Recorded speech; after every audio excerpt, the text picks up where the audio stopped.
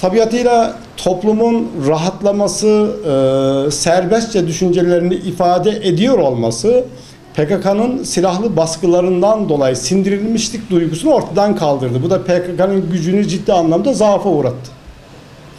Dolayısıyla çözüm süreci çerçevesinde silahlı gücünden kaynaklanan otoritesinin zaafa uğradığını düşünen PKK son zamanlarda gücünü yeniden toparlamak için hala burada olduğunu göstermek ve ifade etmek için bir takım taşkınlıklar içerisine girdiği anlaşılıyor. Doğrusu bu taşkınlıklardan bir sonuç alır mı? PKK'nın kendi hedeflerine, amaçlarına hizmet eder mi? Kürt toplumuna bir yarar sağlar mı? Bunun üzerinde ciddi bir şekilde düşünmeye bile gerek kalmaksızın söylenecek tek bir cümle var. Bu Kürt toplumuna yapılabilecek en büyük ihanettir.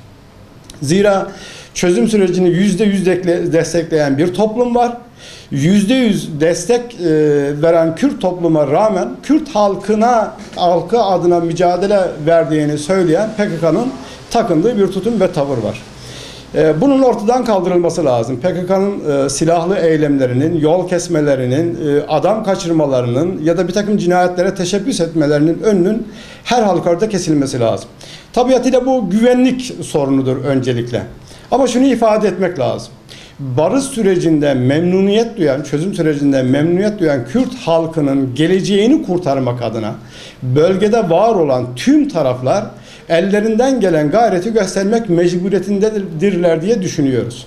İster Hüdapar olsun, ister PKK olsun, isterse bunun bir başka muhatabı devlet olsun, bu konudaki her türlü tedbiri almak ve buna saygı göstermek mecburiyetindedirler. PKK niye böyle yapıyor? Aslında PKK'nın niye böyle yaptığı konusunda hemen verilecek cevap gayet açık ve basit. PKK muhtemelen pazarlık gücünü artırmaya çalışıyor.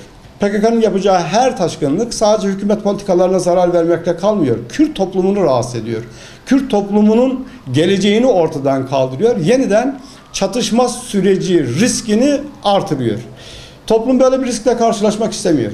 Eğer bu konudaki saldırılarını biraz daha artıracak olsalar eminim Kürt toplumu eskiden olmadığı kadar çok daha güçlü bir şekilde sesini yükseltecektir diye düşünüyorum.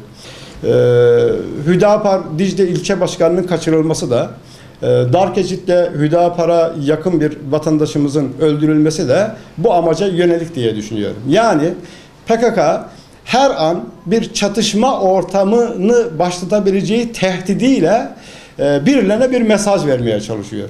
Ya güvenlik güçlerini kendisine karşı cevap vermeye zorlayacak, olmazsa bölgedeki ciddi taraflardan biri olarak kabul edilen Hüdapar'ı kendisine karşı cevap vermeye zorlayacak. Niyetinin büyük bir ihtimalle bu olduğu gayet açık. Peki amacına ulaşır mı? Bunun amacına ulaşmaması için devletin son derece sağduyulu ve duyarlı davranması gerekiyor. Adımlarını dikkatli atması gerekiyor. Hüdapar'da yıllardır benimsediği yeni politik mücadele tarzını değiştirmemesi gerekiyor. Doğrusu bu yaklaşımlarını son derece takdirle karşılamak gerekiyor. Dolayısıyla oradaki annelerin bu eyleminin son derece masum, vicdani ve gerekli bir eylem olduğuna yürekten inanıyoruz. Ve bu eylemin desteklenmesi gerektiğine ve bu eylemin sürdürülebilir olması için her türlü gerekli tedbirlerin alması gerektiğine de inanıyoruz. Dahası